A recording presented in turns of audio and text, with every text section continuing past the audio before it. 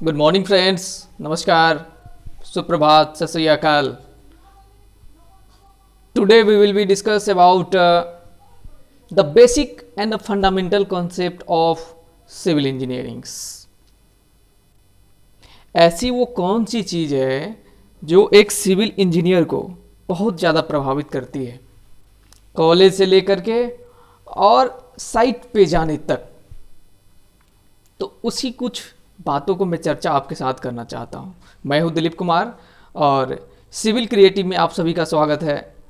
अपना सुझाव और लाइक्स ज़रूर इसको कीजिएगा और कमेंट भी कीजिएगा ताकि मुझे आगे इस तरह की वीडियो बनाने का मुझे मनोबल मिले, मुझे आप लोगों से बात करने का मौका मिलेगा। आज मैं आपको सबसे पहले बात करना चाहूँगा, जब लोग कॉलेज में पढ़ाई कर रहे होते हैं तो उस समय एक अलग सी दुनिया में जी रहे होते हैं। नहीं, जब मैं जॉब में जाऊंगा तो एक अच्छी सी नौकरी होगी, अच्छा सा पोजीशन होगा। लेकिन ये सभी का सभी एक काल्पनिक दुनिया है, एक सपनों की दुनिया में लोग जी रहे होते हैं।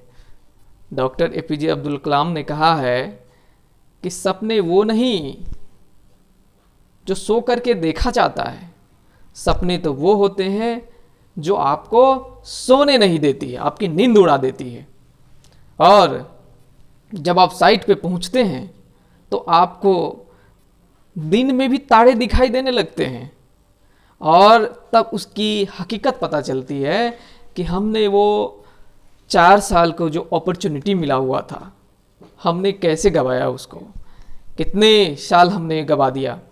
उसी के बारे में हम आपके साथ चर्चा करना चाहेंगे कि ऐसी कौन सी चीज़ है जिससे हम अगर सीख ले तो हमें आने वाला समयों में जो है हमें परेशानी नहीं होगी, कोई हमें दो बात नहीं कह के जाएगा, साइड पे भी रहेंगे तो थोड़ी सी इज्जत रहेगी। और आदमी का जो है इज्जत बहुत बड़ा चीज़ होता है। कोई आपको ताना मार दे तो आपको बुरा लग जाएगा, क्योंकि आदमी का जो सेल्फ रिस्पेक्ट एक होता है बहुत बड़ी बात होती है।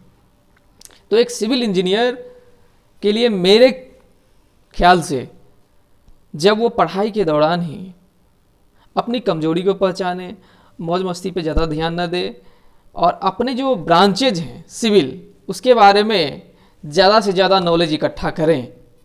ज़्यादा से ज़्यादा नॉलेज का यानी कि आपको बेसिक कॉन्सेप्ट होना ही होना चाहिए।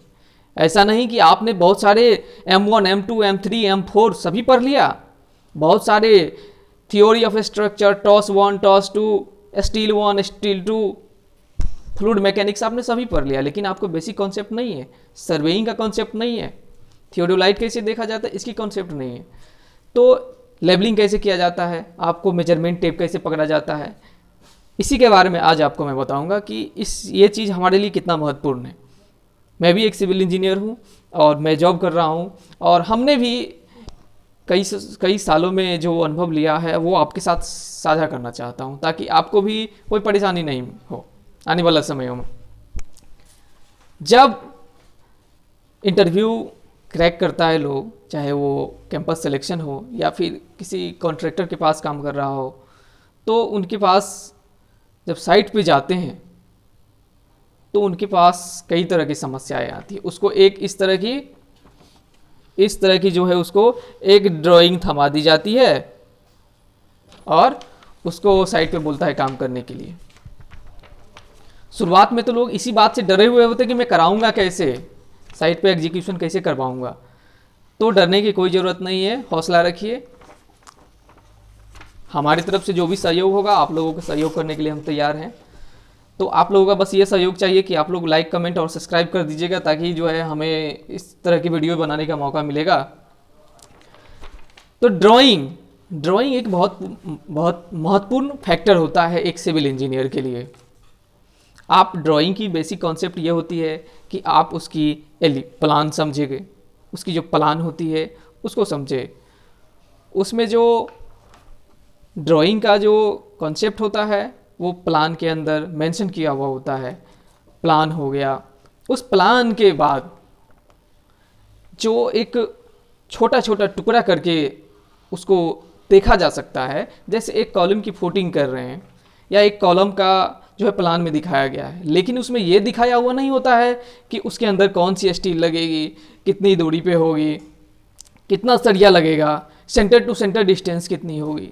तो उस चीज़ के लिए जो है आपको सेक्शन देखना पड़ता है, क्योंकि उसकी एक भाग कटा हुआ होता है, उसको काट करके आप देख सकते हैं कि उस कॉलम के अंदर कितनी सरिया देना है, कितनी दूरी पे देना है। तो ये मेन चीज़ होता है। फिर आपको वॉल बनाना है, वो कितनी डायमेंशन की होगी, कितनी लंबाई होगी, कितनी चौड़ाई होगी, ये सब का कॉन्सेप्ट जो है आपको सेक्शन में मिलेगा उस चीज़ का। तो हो गया प्लान, हो गया एलिवेशन भी होता है एक, एलिवेशन भी बहुत महत्वपूर्ण है। इस तीन बातों का हमेशा ख्याल रखें कि एक होता है प्लान, दूसरा होता है एलिवेशन, तीसरा होता है सेक्शन। इस तीनों चीज़ को अगर कॉन्सेप्ट क्लियर करके आप अगर साइट पे जाते हैं तो आप आसानी से काम करवा सकते हैं। इस ड्राइंग देखने के बाद आप जो है लेआउट करते हैं, हॉरिजेंटली आप ज़मीन पे अब लेआउट करते हैं, धागा और सरिया ये लेकर के आप जो है धागे से उसको एक लेआउट कर लेते हैं। फिर उसके हिसाब से आप चूना से उसको लेआउट करके उसको मार्किंग कर देते हैं।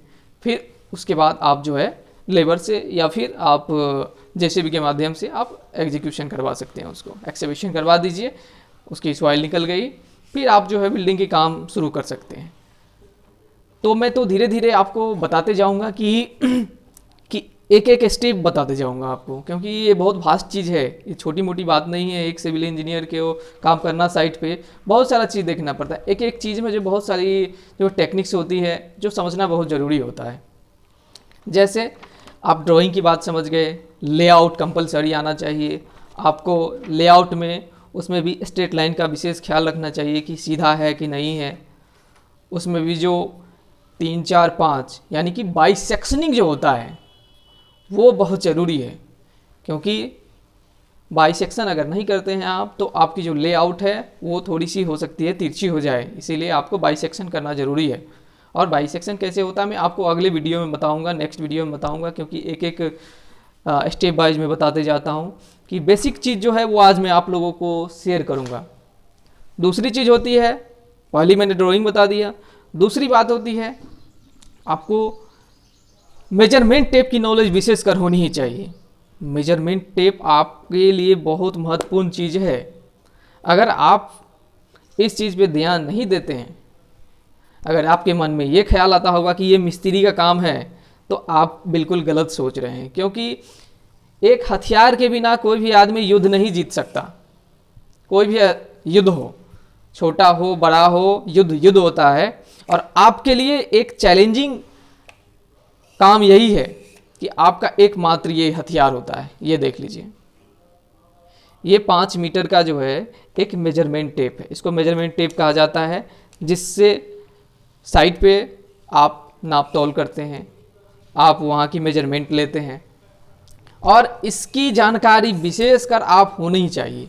कई लोगों को तो मैंने ये देखा है, जब साइट पे जाते हैं तो ये छूने से डरते हैं कि कहीं मुझसे गलत हो जाए तो। अरे दोस्तों, जब हम गलती करेंगे तभी तो हम सीखेंगे।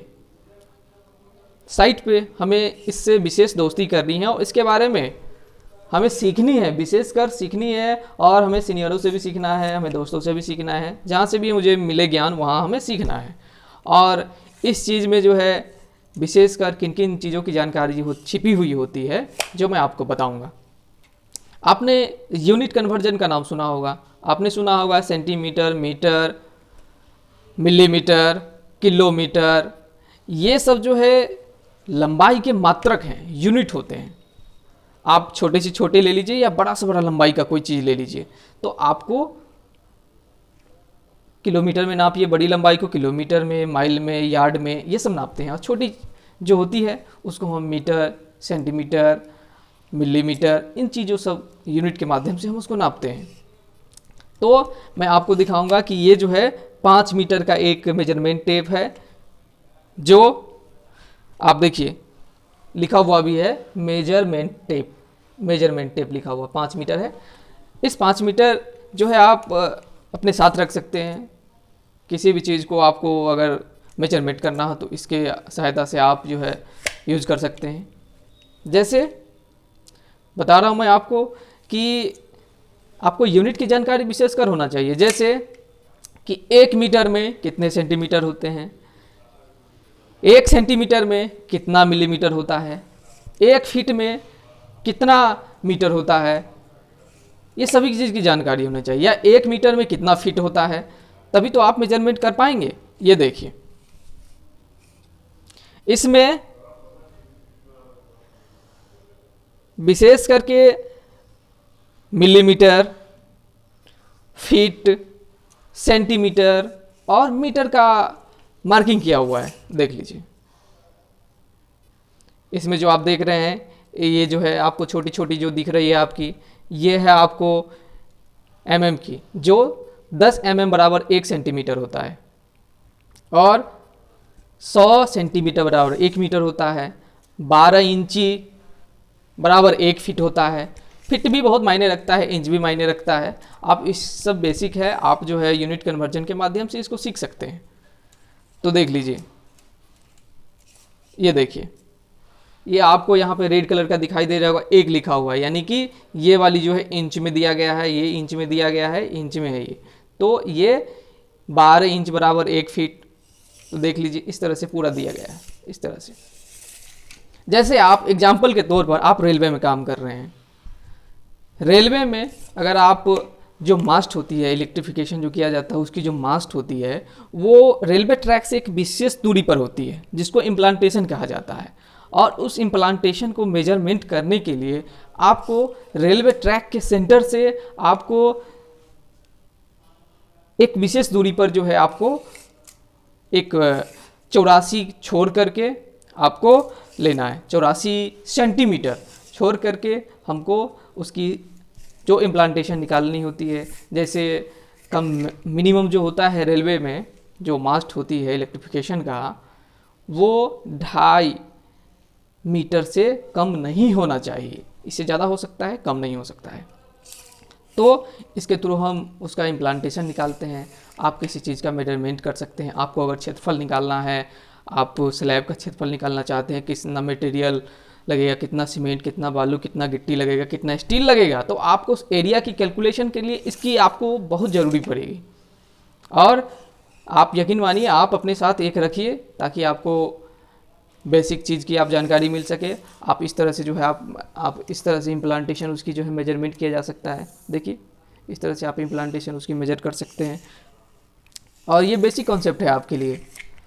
और साथ में जो सिविल इंजीनियर का कुछ टूल्स होता है वो आपके पास होना चाहिए। उनमें से एक ये है, और एक पेंसिल होता है, एक मार्कर होता है, पेन होना चाहिए आपके पास। ये सब बेसिक कॉन्सेप्ट चीज़ है। और मैं आपको अगर नेक्स्ट वीडियो बनाता हूँ मैं, तो आपको इसी चीज़ से स्टेप बाय स्टेप करके मैं बताऊँगा। अभी तो मैंने आपको बेसिक चीज़ बताया, इसके बाद मैं अगले वीडियो में बनाऊँगा कि जो सिविल इंजीनियर सब होते हैं वो सपनों ख्यालों की दुनिया में नहीं जीना चाहिए, वो हकीकत में जिए, तभी वो सफल हो सकते हैं, उनको जॉब लग सकती है। आप देख रहे होंगे कि कंपनी जो हायर करती है वो फ्रेशर को लेना पसंद नहीं करती है, क्योंकि उसको बेसिक नॉलेज नहीं होता है। चाहे वो किसी भी कॉलेज से पढ़ा हो, NIT से हो, मैंने तो कोई IIT वाले को भी देखा है कि वो भी सपने की दुनिया में जीते हैं। NIT वाले को मैंने कई NIT वाले लोगों को देखा है कि उन्हें भी जॉब की ज़रूरत पड़ती है और वो भी भटकते रहते हैं। तो कहीं का भी हो, किसी भी कॉलेज का हो, किसी इंस्टीट्यूट का हो, उससे मुझे कोई उसके बारे में कमेंट मुझे नहीं करना है, क्योंकि आपका मेन गोल जो है वो एक बेस्ट सिविल इंजीनियर बनना है। अपने जीवन में एक बेस्ट सिविल इंजीनियर बनने के लिए क्या क्या ज़रूरी पड़ता है वो आपको जानकारी लेना ज़रूरी है, चाहे आप कहीं भी पढ़ रहे हो, क्योंकि अंत में आपको साइट पे ही आना है और सभी को साइट पे ही आना रहता है। तो अभी के लिए बस इतना ही।